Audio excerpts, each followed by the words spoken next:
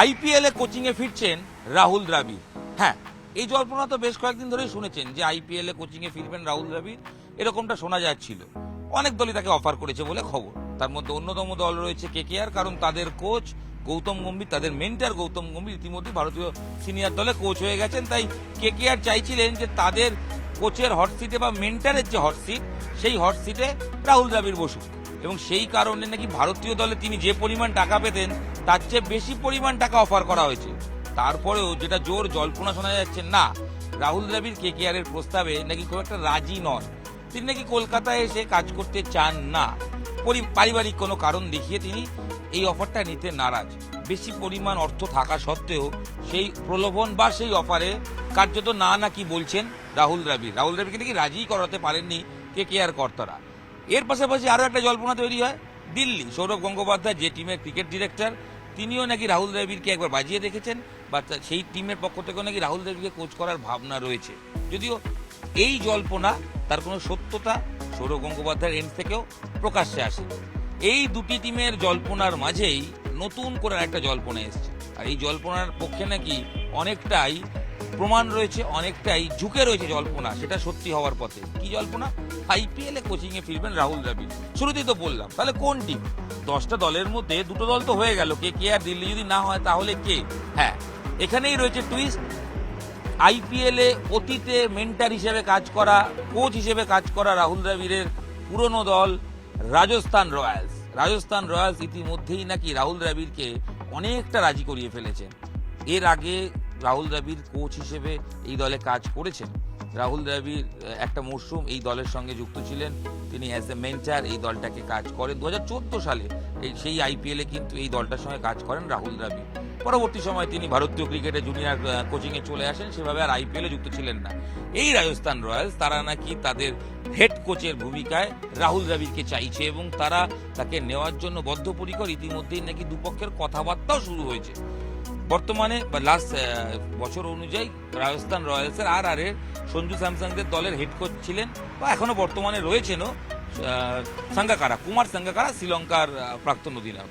সাঙ্গাকারার performance নিয়ে খুব একটা টিম ম্যানেজমেন্ট খুশি নয়, তাকে নিয়ে অনেক জল্পনা তৈরি হয়েছে। গত বছর অসাধারণ ক্রিকেট খেলেছিল রাজস্থান, পুরো টুর্নামেন্ট জুড়ে অসাধারণ খেলার পরেও প্লে অফে গিয়ে তারা ব্যর্থ হয়। প্লে অফে গিয়ে আলটিমেট তারা ফাইনালে উঠতে পারেনি। তো সেই রাজস্থান টিম ম্যানেজমেন্ট এবার নাকি কোচ চেঞ্জ করতে চাইছে এবং সেই কারণে তারা রাহুল দ্রাবিড়ের দ্বারস্থ হচ্ছেন এবং কার্যত রাহুল দ্রাবিড়কে নাকি রাজি করিয়ে ফেলার পথে রাজস্থান রয়্যালস, এরকমটা শোনা যাচ্ছে। যদিও রাহুল দ্রাবিড়ের এন্ড থেকে কোনো বিষয়ে কোনো খবর দেওয়া হয়নি, মুখ খোলা হয়নি, হওয়ার কথাও নেই, কারণ এখনো বেশ কয়েক মাস বাকি আছে আইপিএল এর খেলা শুরু হতে।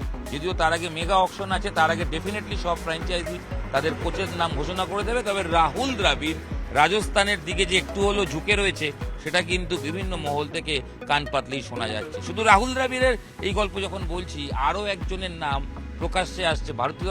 ভারতীয় দলের প্রাক্তন তারকা, তিনিও নাকি আইপিএল এর কোচ হতে পারে। কে জানেন?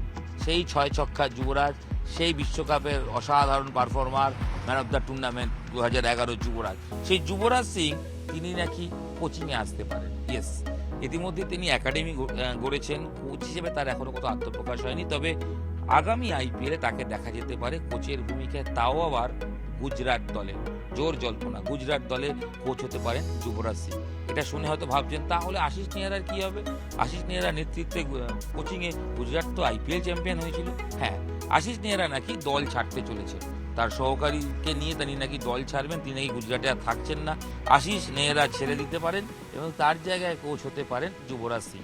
আশিস নেহরা সেক্ষেত্রে অন্য কোনো দলে যেতে পারেন, সেক্ষেত্রে দিল্লির সম্ভাবনাও কিন্তু রয়েছে বলে জোর জল্পনা। বোঝাই যাচ্ছে আইপিএল এখনো দেরি থাকলেও কোচের জল্পনা তৈরি হয়ে গেছে। তার কারণ কয়েকদিনের মধ্যেই জানা যাবে আইপিএল এর রিটেনে কজন প্লেয়ারকে রাখা যাবে। মেগা আইপিএল অকশন আসতে চলেছে, সেই রিটেনের কজন রাখা যাবে যখন প্রকাশ্যে চলে আসবে, তারপর থেকে সব টিম ঝাঁপিয়ে পড়বে।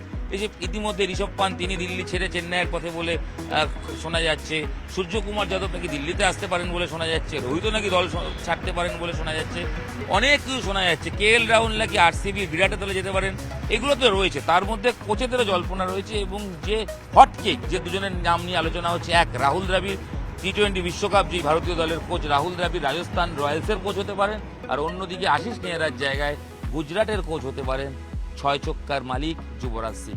যুবরাজ সঙ্গে রাহুল দ্রাবিড় এরা যদি ভারতীয় ক্রিকেটের আইপিএল এর মঞ্চে কোচ হিসেবে আসেন, সেটা আখেরে ডেফিনেটলি ভারতীয় ক্রিকেটেরই লাভ। রাহুল দ্রাবিড় ইতিমধ্যেই সাকসেস, দেশকে বিশ্বকাপ জিতিয়েছেন। তিনি যখন আইপিএল এ আসবেন, নিশ্চয়ই রাজস্থান, যদি শেষ পর্যন্ত রাজস্থানের কোচ হন, তাহলে নিশ্চয়ই রাজস্থান তার সুফল পাবে এবং বলাই যাবে রাজস্থান কিন্তু একটা বড় বাজিমাত করবে। কারণ দ্রাবিড়কে পাওয়ার জন্য একাধিক ফ্র্যাঞ্চাইজি তারা কিন্তু মুখিয়ে রয়েছে। দেখা যাক শেষ হাসি কে হাসে। আর অন্যদিকে যুবরাজ সিং ক্যান্সার জয়ী এই ক্রিকেটার আবার ক্রিকেট মাঠে কোচের ভূমিকায় ফিরলে ডেফিনেটলি সেটা ভারতীয় ক্রিকেটের জন্য ভালো দিক হবে। নিউজ 18 বাংলা ডিজিটাল আপনাদের সঙ্গে আমি ইরণ রায় বর্মন ছিলাম। এই ভিডিও এখানেই শেষ করছি। সঙ্গে থাকুন, দেখতে থাকুন নিউজ 18 বাংলা ডিজিটাল।